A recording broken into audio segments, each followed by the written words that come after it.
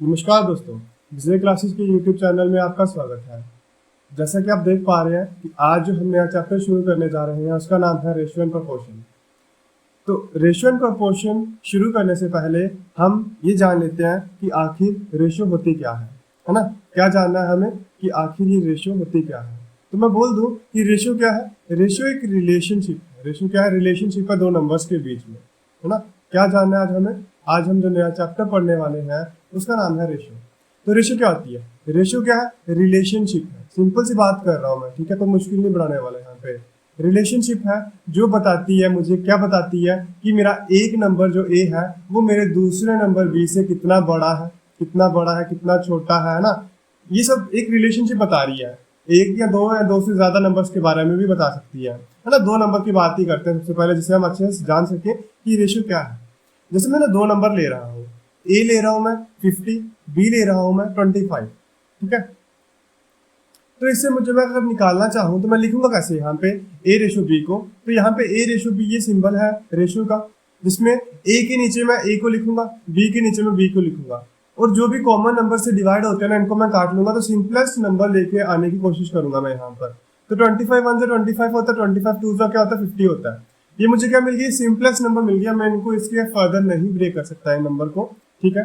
तो इससे मुझे देखो साफ साफ पता चल रहा है कि अगर बी मेरा एक नंबर होगा तो ए मेरा क्या होगा? 2 होगा। तो इससे मैं बोल सकता हूँ कि मेरा जो ए है वो 2 टाइम्स है बी के, ठीक है। क्या बन गया? एक रिलेशन बन गया। क्या बन गया? एक रिलेशन बन गया दो नंबर्स के बीच में, ठीक है ना। समझ में आ रहा है ना? रिलेशनशिप है दो नंबर्स की आपस में कि आखिर ए मेरा बड़ा है, छोटा है, कैसा है। ये कौन बताता है? ये रेशियो बताती है, ठीक है। तो इसलिए बोलते हैं कि ratio is the relationship between two numbers that help us to identify how much a number is greater than और लेस देन अदर नंबर, ठीक है ना। समझ में आ रहा है कि आखिर रेशियो क्या है? क्लियर है? चलो आगे बढ़ते हैं। जो हमें देखो इंपॉर्टेंट, जो सबसे इंपॉर्टेंट कंसेप्ट जो जानना है रेशियो में वो क्या है? बैलेंसिंग करना रेशियो की। क्या जानना है? बैलेंसिंग करना कि किस तरह से हम, जो मेरे को दो से ज्यादा नंबर दे रखे होंगे तो किस तरह से बैलेंसिंग करनी है मुझे रेशियो की, ठीक है। Balancing of ratio. तो देखते हैं कैसे करेंगे। तो मैं अगर दो नंबर ले लू यहाँ पर ए रेशियो बी में, तो ठीक है, दो रेशियो ले रहा हूं मैं। ए रेशियो ले मैंने 2:3, और यहाँ पे मैंने बी रेशियो सी ले ली मैंने 5:6। क्लियर है? समझ में आ रहा है? तो देखो एक मिनट, मैं ना इसको और सिंपल करने की कोशिश करता हूँ। मैं इस 5 को ना क्या कर देता हूँ थोड़ी देर के लिए, इस क्वेश्चन को हम बाद में करते हैं, ठीक है। पहले हम कर लेते हैं कि अगर ए रेशियो बी 2:3 है और बी रेशियो सी अगर 3:4 है, बी रेशियो सी अगर 3:4 है, तो इनके बीच में क्या रिलेशन बनेगा, ठीक है। ये सबसे पहले हम बैलेंस करने की कोशिश करते हैं।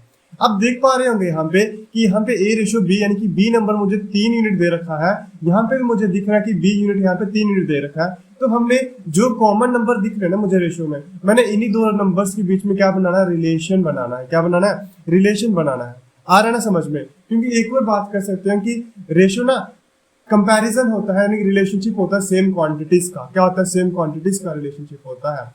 तो इस तरह से देखो यहाँ पे मैं इसकी क्या कर सकता हूँ? इनको कंबाइन कर सकता हूँ, क्योंकि ए और बी में पहले से ही क्या बन चुका है?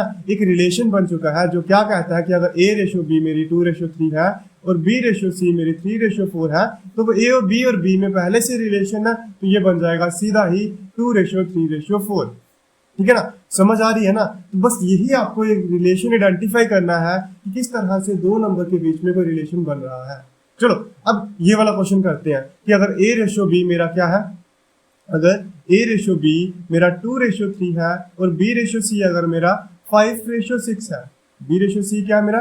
5:6 है। देखो आपको इसी तरह से नंबर्स लिखने हैं। पहली रेशियो आपने ऊपर लिख लेनी है, जो दूसरी रेशियो आपको दिख रही है बी रेशियो से जो अलग है वो अपने इस रेशियो के सेम नीचे लिख लेनी है। बस ध्यान किस बात का रखना कि जो उन्होंने कॉमन नंबर्स हमें दे रखे हैं ना, बस कॉमन नंबर्स को आपस में इस तरह से एक वर्टिकली एक दूसरे के ऊपर नीचे लिख लेना है। अब ठीक है ना? समझ में आ रहा ना?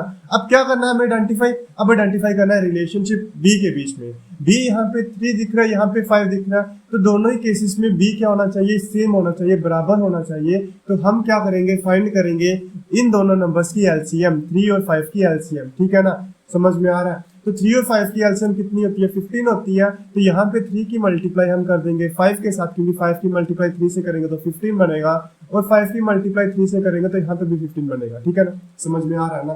तो देखो अब रेशियो को हम चेंज नहीं कर सकते हैं, तो रेशियो इसलिए हमें हर एक नंबर के साथ क्या करनी पड़ती है, मल्टीप्लीकेशन करनी पड़ती है रेशियो की। ठीक है ना, तो यहाँ पे हम सिर्फ 3 के साथ ही 5 की मल्टीप्लाई नहीं करेंगे, यानी कि 2 के साथ भी करेंगे। तो जो नया नंबर बनेगा वो क्या बनेगा, 5 2 10, देन 5 3 15।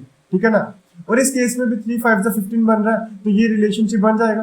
3 की मल्टीप्लाई मैं इस 5 से करूंगा तो 15 बनेगा, बिल्कुल बनेगा। तो यहाँ पे 15 मैंने लिख दिया, और 3 की मल्टीप्लाई 6 से करूंगा तो 18 बनेगा। और ये हमारा क्या बन गया, रिलेशनशिप बन गया। यानी कि हमने सीख ली बैलेंसिंग किस तरह से हमें करनी है। क्या करना है, कुछ नहीं करना है, सिर्फ और सिर्फ हमें इन दो नंबर्स के नीचे क्या करना है, इन दोनों नंबर्स को करना है बैलेंस, यानी कि जो कॉमन नंबर दे रखे हैं उनको बैलेंस करना है। ठीक है, क्लियरिटी आ रही है। और ये बेस्ट मेथड है, आप इससे आराम से क्या कर सकते हो, किसी भी नंबर की रेशियो को आइडेंटिफाई कर सकते हो। ठीक है, चलो अब थोड़े से और क्वेश्चन करते हैं इसी की बेस पे। चलो अब लिखते हैं यहाँ पे कि ए रेशियो बी हमारे पास क्या है, ए रेशियो बी है 4:5, और यहाँ पे ए रेशियो सी दे रखी है, मुझे क्या दे रखी है, रेशियो सी दे रखी है, कितनी 3:5 ले लेते हैं इसको भी, कोई प्रॉब्लम नहीं है हमें। अब फाइंड क्या करना है, फाइंड करना है हमें A ratio B ratio C क्या होगा, A ratio B ratio C क्या होगा, मुझे ये फाइंड करना है। तो कैसे करेंगे, बिल्कुल जो अभी सिखाया, ए रेशियो बी का ए रेशियो बी लिख लेंगे, आगे रेशियो सी लिख लेंगे। तो देखो यहाँ पे 4:5 ए रेशियो बी दे रखा है, और इसी तरह से ए रेशियो सी दे रखा है। तो अब ए के नीचे 3 लिखूंगा मैं, ए के नीचे 3, इस बात का ध्यान रखना है। तो यहाँ पे रेशियो डाल दो, यहाँ पे रेशियो डाल दो, आगे सी के नीचे 5 लिखना है। इस चीज का भी ध्यान रखना कि जो नंबर मुझे दे रखे हैं मैं उसी के नीचे वो नंबर लिखूंगा। ठीक है ना, अब नेक्स्ट स्टेप क्या, रिलेशनशिप फाइंड करना 4 और 3 के बीच में, यानी कि बैलेंस करना, बराबर करना। तो 4 और 3 की एलसीएम कितनी होती है, 12 होती है। तो 4 की मल्टीप्लाई मुझे 3 के साथ करनी पड़ेगी, 3 की मल्टीप्लाई मुझे 4 के साथ करनी पड़ेगी, और इस तरह से मैं इनको क्या कर लूंगा, बैलेंस कर लूंगा। चलो 3 4 12 होता है। इसी तरह से 3 की मल्टीप्लाई 5 से करेंगे तो 15 आएगा, और इसी तरह से 4 की मल्टीप्लाई 3 से करेंगे 12 आएगा, 4 की मल्टीप्लाई 5 से करेंगे 20 आएगा। और ये हमारा रिलेशनशिप बैठ गया ए बी और सी के बीच में। ठीक है, क्लियर हुआ ना, समझ आया ना कि किस तरह से हमें दो नंबर्स की क्या करनी है, रेशियो आइडेंटिफाई करनी है। उम्मीद करता हूं अब बैलेंसिंग करने में आपको कोई भी दिक्कत, कोई भी परेशानी नहीं होगी। ठीक है, बढ़े आगे, बिल्कुल आगे बढ़ते हैं। अब देखो क्वेश्चन सॉल्व करते हैं। यहाँ पे हमें क्वेश्चन क्या दिख रहा है, तो बैलेंसिंग देखो, बैलेंसिंग आपको रेशियो के हर एक क्वेश्चन को सॉल्व करने में मदद करेगी। ठीक है, चलो देखो क्या बोल रहा है, बोल रहा है कि 2 numbers are respectively 20% and 50% more than a third number. ठीक है ना, तो दो नंबर्स रिस्पेक्टिवली क्या बोल रहा है, पहला नंबर 20% थर्ड से बड़ा है और दूसरा नंबर 50% थर्ड से बड़ा है। तो लेट कर लेते हैं ना हम यहाँ पे कि हमारा जो बी थर्ड नंबर है ना, जो हमारा थर्ड नंबर है वो क्या हमारा 100 है। क्यों, क्योंकि परसेंटेज दे रखी है। तो मैंने आपको पिछले वीडियो में बता रखा है कि परसेंटेज सबसे आसान किसकी निकालना है, 100 की है। चलो 20% अगर मैं 100 का निकालूं तो कितना आएगा, 20% मोर कहा हुआ है साथ में इसने, तो 20% मोर कहा हुआ है, तो इसका मतलब क्या होगा, 20% किसके बराबर होता है, 20% होता है 1/5 के बराबर। तो 1/5 क्या हो गया, मतलब 5 मेरा अगर क्या है, थर्ड नंबर है, तो मेरा एक नंबर ज्यादा है, यानी कि 6 नंबर कौन होगा, फर्स्ट नंबर होगा। यानी कि फर्स्ट और थर्ड नंबर की रेशियो निकाल लेते हैं। यहाँ पे फर्स्ट और थर्ड नंबर की क्या कर लेते हैं, रेशियो निकाल लेते हैं। तो थर्ड नंबर मुझे क्या मिल गया, यहाँ पे 5 मिल गया। तो 5 से एक ज्यादा क्या होगा, यहाँ पे 6, यानी कि फर्स्ट नंबर होगा। सही है, और साथ में कहा है इसने कि मेरा जो थर्ड सेकंड नंबर है ना, 2 नंबर्स का है, फर्स्ट नंबर 20, सेकंड नंबर 50% मोर है। तो 50% किसके बराबर होता है, 50% किसके बराबर होता है, ये होता है 1/2 के बराबर। देखो इसका कोई काम नहीं है इतना, अभी छोड़ देते हैं इसको, जो हमने लिखा था यहाँ पे। तो 50% 1/2 होता है, थर्ड नंबर से ज्यादा। मतलब थर्ड नंबर अगर मेरा 2 है तो 2 से एक नंबर ज्यादा, 2 से एक नंबर ज्यादा, यही कहा ना 50% मोर है, तो एक नंबर ज्यादा कौन होगा, 3 होगा। सेकंड नंबर हमें मिल गया। अब क्या करना है, बैलेंसिंग करनी है, 5 और 2 की बैलेंसिंग, मतलब एलसीएम करेंगे। तो 5 की मल्टीप्लाई 2 के साथ, 2 की मल्टीप्लाई 5 के साथ करो। 2 6 कितना होता है, 12 होता है। 5 3 कितना होता है, 15 होता है। एंड 5 2 कितना होता है, 10 होता है। तो ये मुझे फर्स्ट सेकंड और थर्ड नंबर की रेशियो मिल चुकी है। क्या बोला, the ratio of the 2 numbers क्या होगी, दो नंबर्स हमारे क्या, यानी फर्स्ट और सेकंड नंबर 12 और 15। तो फर्स्ट रेशियो सेकंड मेरे को अलग से करना पड़ेगा इसे, 12:15 कितना आएगा, कटेगा, 3 4 12, 3 5 15, क्या मिला, 4:5 मिला। कौन सा पार्ट है, सी पार्ट हमारा आंसर है। बोलो समझ आया कि नहीं आया। तो क्या बैलेंसिंग क्या मदद करी कि नहीं करी बैलेंसिंग में क्वेश्चन सॉल्व करने की, बिल्कुल करी। तो इस तरह से आपने क्या कर लेनी है, सीख लेनी है कि बैलेंसिंग हम दो नंबर की कैसे करने वाले हैं। चलो बढ़ते हैं अगले क्वेश्चन की तरफ। देखो क्या बोल रहा है यहाँ पे, बोल रहा है कि a sum of money is to be distributed among A B C and D in the proportion. देखो यहाँ पे सिंपल रेशियो दे रखी है हमें, A ratio, B ratio, C ratio, D. 3 number हमें इस तरह से दे रखे हैं इन्होंने। तो क्या बोला हुआ कि 3 नंबर्स किस प्रोपोर्शन में है, किस प्रोपोर्शन में है, 5 रेशियो, 2 रेशियो, 4 रेशियो 3। ठीक है ना। क्या बोल रहा है, बोल रहा है कि सी गेट्स 1000 मोर देन डी, सी को अगर 1000 रुपया ज्यादा मिल रहा है डी से, तो बी का शेयर क्या होगा। मेरे भाई मेरे को बताना कि यहाँ पर सी और डी यहाँ पे दिख रहे हैं, सी रेशियो 4 दिख रहा है, डी रेशियो 3 दिख रहा है।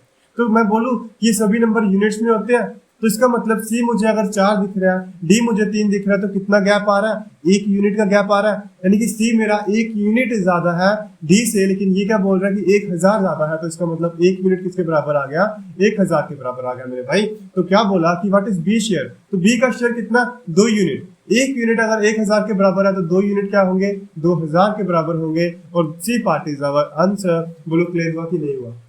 इतना सिंपल ही क्वेश्चन है, बिल्कुल आज हम बिल्कुल 0 लेवल से करे जा रहे हैं। नेक्स्ट हम लेके आएंगे अच्छे क्वेश्चन अगली वीडियो में।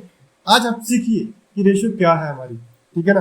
चलो ये देखो क्या बोल रहा है कि इधर मिक्सचर 60 लीटर 60 लीटर का एक मिक्सचर है, ratio of milk and water दे रखी है। यहाँ पे मिल्क आ गया, यहाँ पे हमारा वाटर आ गया, तो कितनी रेशियो दे रखी है, 2:1 दे रखी है मिल्क और वाटर की रेशियो। मिक्सचर कितना है, तो मैं बोलूं कि टोटल मिक्सचर किससे बन रहा है, मिल्क और वाटर से। 2 यूनिट अगर मिल्क है, वाटर 1 यूनिट, तो टोटल कितना होगा, 3 यूनिट होगा। सही है।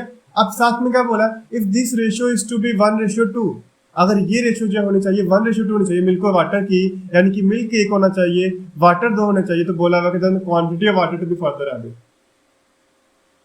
क्या बोला उसने कि कितनी क्वांटिटी ऑफ वाटर मुझे फर्दर ऐड करना पड़ेगा यहाँ पे।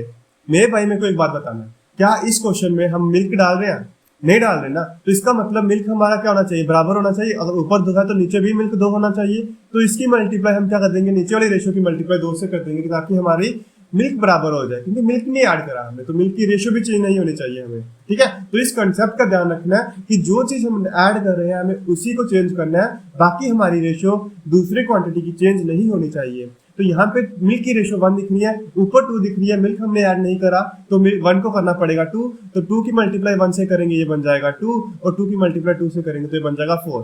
ठीक है, तो नई रेशियो जो हमारी बनी, मैं ऊपर वाली रेस कर देता हूँ। तो जो नई रेशियो हमारी बनी वो क्या बनी, यहाँ पे क्या बनी हमारी नई रेशियो, यहाँ पे नई रेशियो जो हमारी बनी वो बनी 2:4। सही बात है। चलो अब कोई प्रॉब्लम नहीं हो रही होगी। अब मेरे को बताना है यहाँ पे कि हमने कितना यूनिट मिल्क वाटर ऐड करा, कितना यूनिट में वाटर ऐड करा, 1 से 4 बन गया, मतलब हमने 3 यूनिट वाटर ऐड करा है। कितना ऐड करा, 3 यूनिट। तो मेरे को बताओ कि हमारा टोटल क्वांटिटी भी 3 यूनिट थी, और इन्होंने कितनी करी थी, 60 लीटर, तो 3 यूनिट किसके बराबर है, 60 लीटर के बराबर है। तो बोलो समझ में आया कि नहीं आया। तो 3 यूनिट की वैल्यू निकाली थी, तो ये हमारा 60 लीटर इज अवर आंसर। कोई प्रॉब्लम नहीं, कोई परेशानी नहीं है हमें क्वेश्चन सॉल्व करने में। तो बढ़ते हैं नेक्स्ट क्वेश्चन की तरफ। ये क्वेश्चन तो समझ में आया होगा आपको।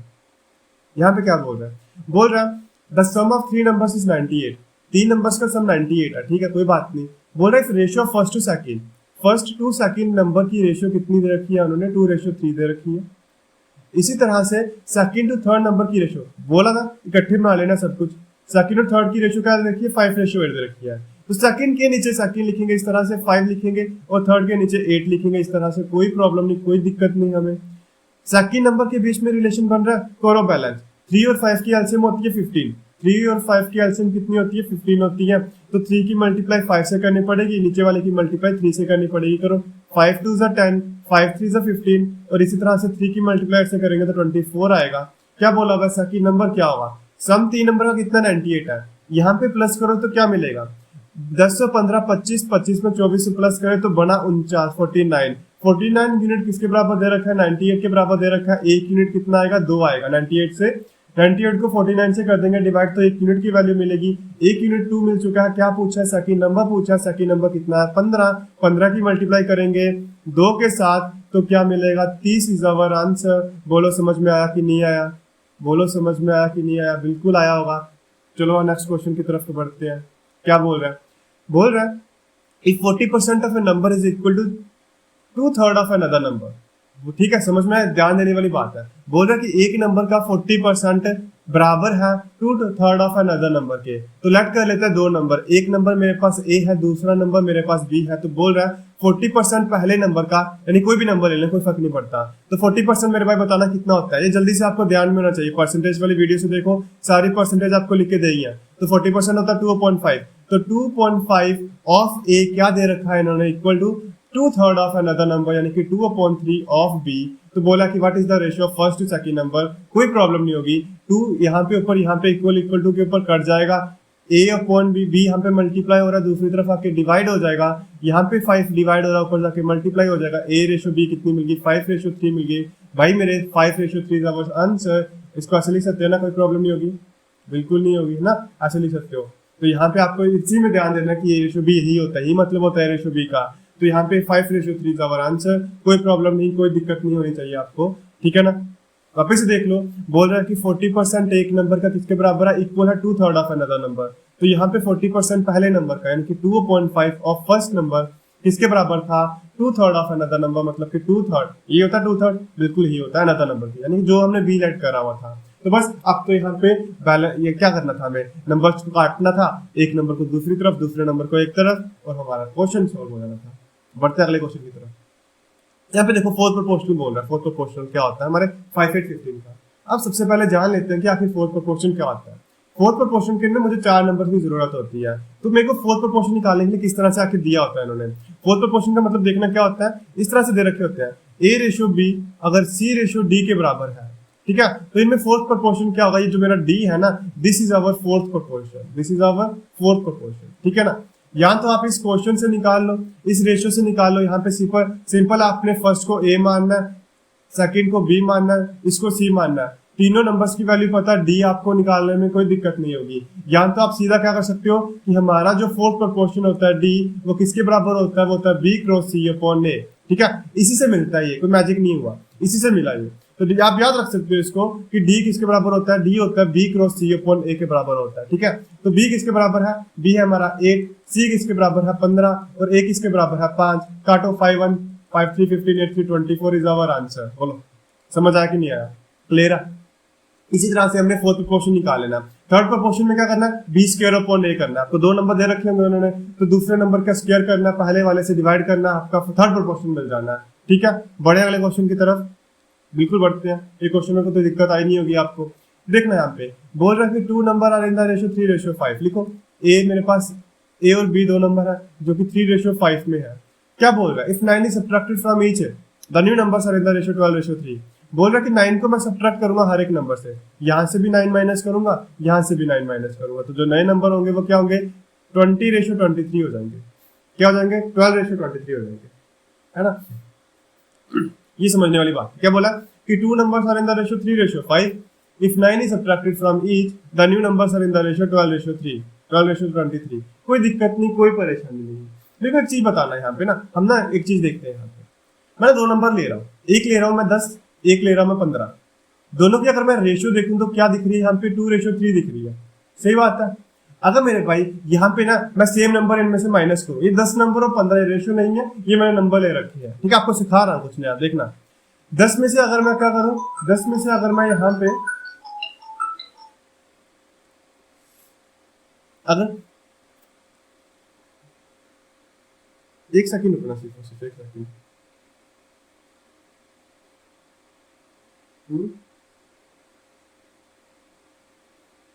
मैं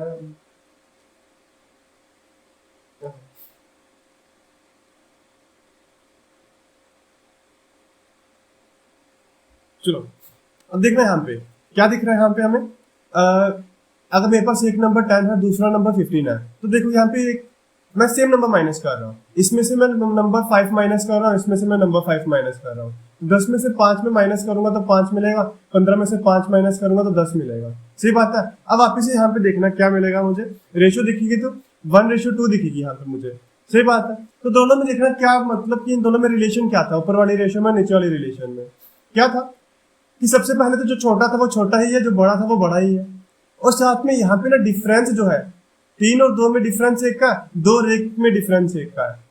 तो यानी कि हमने यहाँ पे ये सीखा कि जब हम नंबर को ना माइनस करते हैं, सेम नंबर को माइनस करते हैं, तो जो डिफरेंस रहता है ना दो नंबर के बीच में, रेशियो के बीच में, वो हमेशा क्या रहता है, सेम रहता है।